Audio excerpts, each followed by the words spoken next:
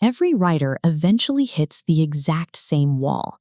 You outline a scene, you force your characters into the precise positions you planned, and the resulting draft feels false upon the page.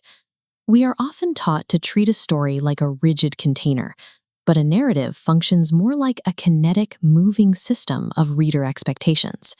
This diagram maps the bowling pin method of story structure. Every time you establish a setting, introduce a character flaw, or raise an unresolved question, you are tossing a conceptual pin into the air.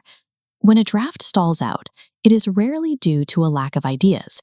It happens because the writer is clinging to total control, suffocating the story's natural momentum before those objects have a chance to travel.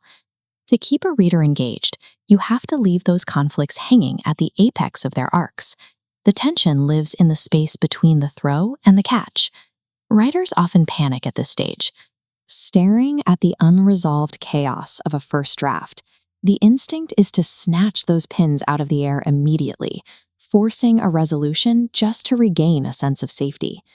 Hoarding your best ideas or forcing predictable conclusions deprives the narrative of its material. You are left with a thin resolution because you refuse to let the complexity build. Generating true tension requires the courage to sit with unresolved mess on the page. You have to create the chaos without immediately knowing how you will fix it. As these narrative pins accumulate in the air, the manuscript begins to develop its own internal gravity. Every specific detail you add creates a new rule that the story expects you to follow.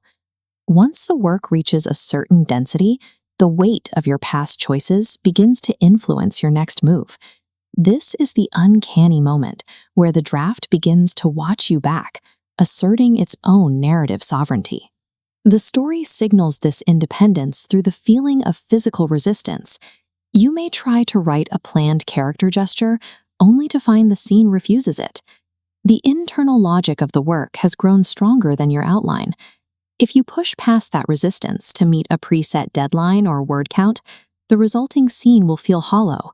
You are overriding the architecture the story has built for itself. Success at this stage requires a shift in the writer's role. You move from commanding the raw material to negotiating with a living structure that has begun to understand itself.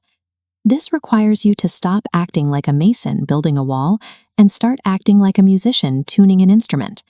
Instead of dictating the plot, you listen for the story's internal frequency. You look for the places where the prose feels alive and follow that energy, even if it leads away from your original plan. This means intentionally deleting your most certain resolutions, the clever solutions you plotted out weeks ago. You are stepping into a period of total uncertainty, trusting that by clearing away the easy answers, you create the vacuum necessary for a deeper truth to emerge. Masters of the craft, like George Saunders, advocate for this surrender to the story's natural momentum. By denying yourself your first-order tricks, you challenge the subconscious to deliver something far more interesting. When you refuse the safety of a planned solution, your deeper intuitive mind is forced to step up and solve the problem in a way that feels both surprising and inevitable. The final phase of the process is the skillful catching of those pins that have been suspended since the beginning. A satisfying ending is never pulled out of thin air. It is a strict taking into account of the specific elements you already threw into the air during the first act. To catch these pins correctly, you must give the subconscious the space to reveal the story's true direction, rather than forcing a moral conviction onto the characters. Consider the work of Anton Chekhov.